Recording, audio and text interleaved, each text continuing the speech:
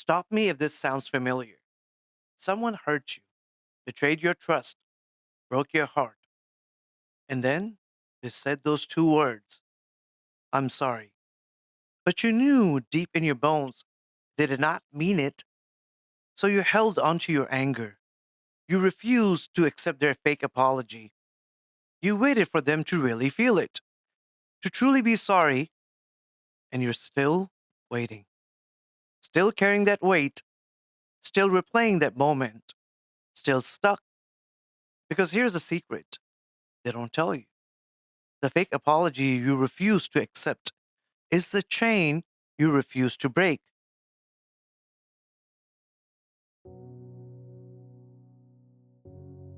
Welcome to the Marefa podcast, your sanctuary of subtle wisdom where the ordinary unveils the eternal. Whether you're a Muslim, Christian, or a Jew, or simply someone on a spiritual journey seeking deeper wisdom, you're about to enter the doorway to wisdom that transcends time. This is the Marefa podcast by no one, your weekly space of stillness where quiet whispers reveal the extraordinary. Today, we talk about something radical, something that will change everything you believe about apologies, forgiveness, and freedom. This is episode 17, The Fake Apology. What we're about to share is not an opinion, it's not a suggestion, it's a command from the messenger of God.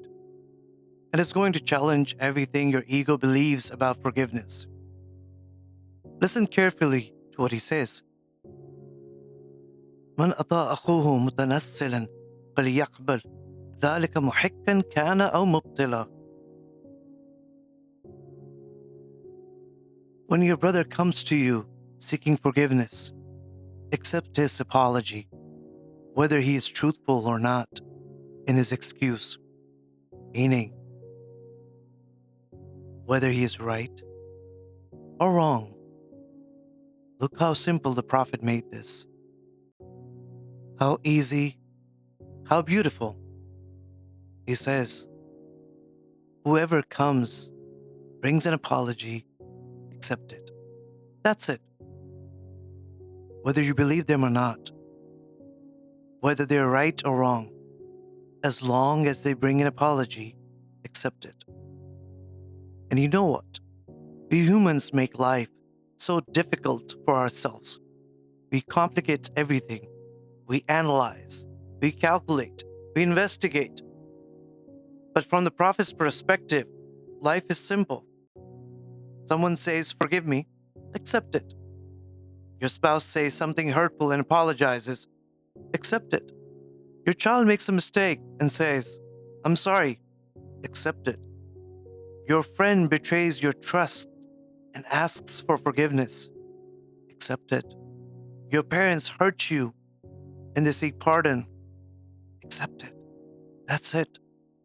No investigation, no sincerity test, no let me see if you really mean it. Just accept it.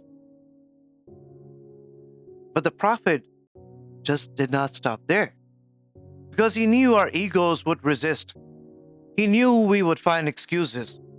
He knew we would say, well, what if they're lying? So he made it crystal clear. He gave a warning so severe it should terrify everyone. من لم يقبل العذر من متنصل صادقا كان أو كاذبا لم ينل الشفاعة. Whoever does not accept the excuse of someone seeking forgiveness, whether they're telling the truth or lying, will never attain my intercession. Did you hear that? Whether they're telling the truth or lying, even if you know they're not really sorry, even if you know they are manipulating you, even if you know they'll probably do it again, accept the apology anyways. Now, before you close this episode thinking that is impossible, let me tell you something profound. Someone who refuses to accept an apology, even a fake one, has never smelled the scent of mercy. Think about it. No, they don't have mercy. They haven't even smelled it. They are so far from mercy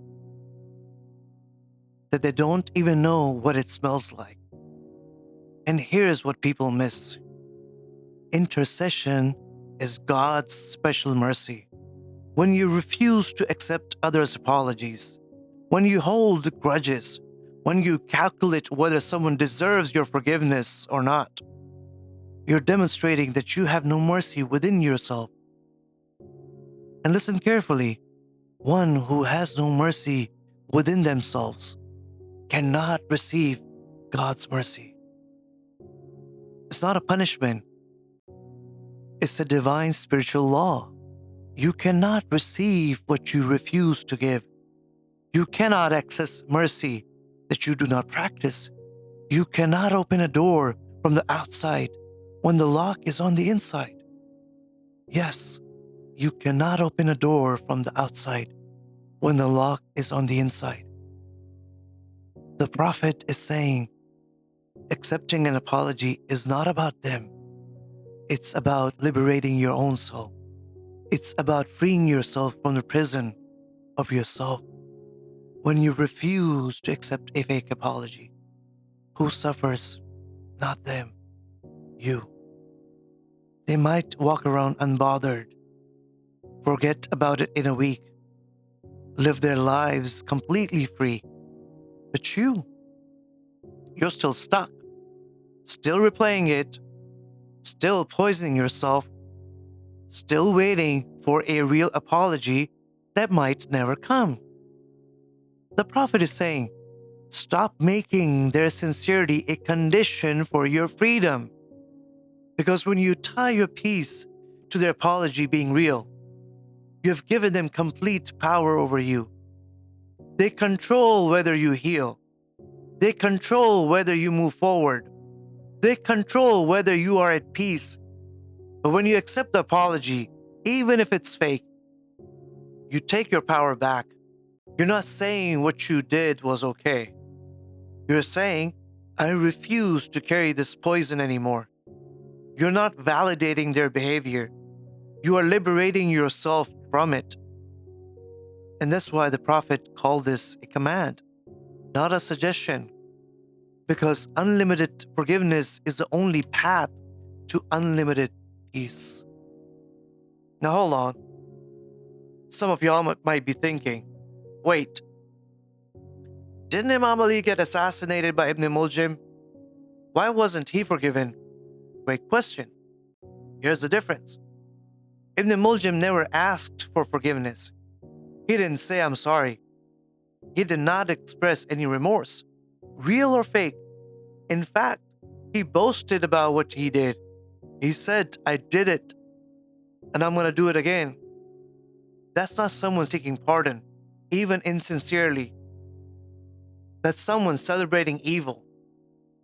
The place for forgiveness is when someone comes to you, and I repeat, even with a fake apology, saying, I was wrong, I'm sorry. Even if you suspect they're lying, accept it. But if someone proudly says, I hurt you, and I'm glad I did it, that's not someone asking for forgiveness. That's someone declaring war. There's a difference between someone who seeks forgiveness and someone who refuses remorse. The Prophet's command applies to the first, not the second. Let me tell you about someone. His sister, we'll call her Amira. She was betrayed by her closest friend. Money was involved. Truth was shattered. The friend eventually said, I'm sorry. I made a mistake. But Amira looked at her and knew. In that way, you just know the apology was hollow, said to escape consequences, not from true remorse. So Amira said, I don't accept fake apologies. and she walked away. Righteous, justified, free? Or so she thought. Weeks became months. Amir carried that moment everywhere. To work, to prayer, to bed at night. She replayed the betrayal. She imagined what she should have said. She waited for her friend to come back, to really apologize, to truly feel it. But her friend, she's already moved on. Posted on social media about new beginnings, started fresh. Well, Amira was still standing in that moment, still holding that refusal like a sword, still imprisoned. Her life was a mess. Somebody recommended her to talk to someone, and when she reached out, she started with, I feel like I've hit a wall. There's nothing to move forward. Everything feels like a waste. This wise man asked her, how many people are you carrying with you? She stopped. She thought about it. 5, she said. 5 people she refused to forgive. 5 fake apologies she would not accept. 5 chains she thought were shields. And the wise man said something that changed everything. Who's carrying who? Because here's the truth. She thought refusing the apology was power, but it was a prison. They apologized once and moved on with their lives, but she carried them on her shoulders every single day for the longest time, in her prayers, in her sleep, in her breath. They were free. She was chained. Eventually, Amira did something radical. She said it out loud. I accept your fake apology. Not because they deserved it, not because she forgot, but because she deserved to be free. And you know what happened? The weight on her back got lighter. Not gone, not healed completely, not perfect, but measurably lighter. Did it happen overnight? No. Did it take time? Yes. But she was able to move on. Listen, I know this is hard. I know someone gave you a fake apology. I know you can see right through it. I know every part of you wants to reject it. But here's what we need you to understand. Every day you refuse to accept it, even though it's fake, is a day you give them power over you. Is a day you are carrying them on their shoulder. Is a weight that you have to carry throughout your day. They might have moved on. They might not even care that you're still bitter. They might be living completely unbothered. But you are still stuck, still replaying it, still poisoning yourself, still waiting for a real apology that might never come. The fake apology you won't accept is the chain you won't break. And the prophet is standing at the door of paradise saying, I told you how to be free. I told you to accept the apology.